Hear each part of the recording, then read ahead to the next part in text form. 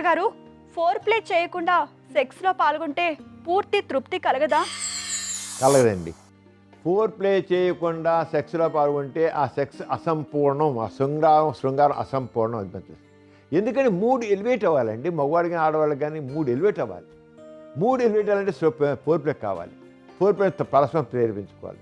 ఆడవాళ్ళైతే ముద్దులు, కోగినంతులు, ఆ చనుమలనేమో ప్రేరేపించడం, క్లైటోస్ ప్రేరేపించడం, విజయన్ ఆర్పిస్ ప్రేరేపించడం, జీ స్పాట్ని ప్రేరేపించడం, ఇవి జెనిటియల్ దగ్గర ప్రేరేపించడం నుంచి చేయాలి. మగవాళ్ళకి అలాగే ఆడవాళ్ళు ప్రేరేపించడం నుంచి చేయాలి.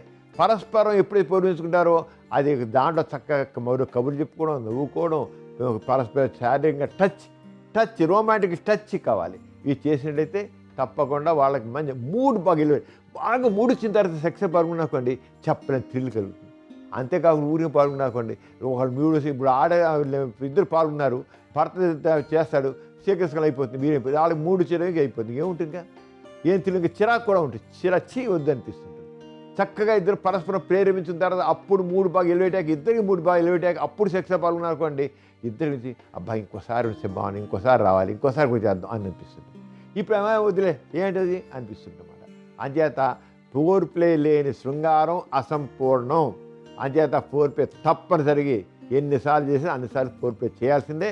ఆ ఫోర్ ప్లే చేస్తేనే ఇద్దరికి సెక్స్ అనేది గుర్తించాలండి. అది సెక్స్ అనేది సమభాగస్వామ్యం.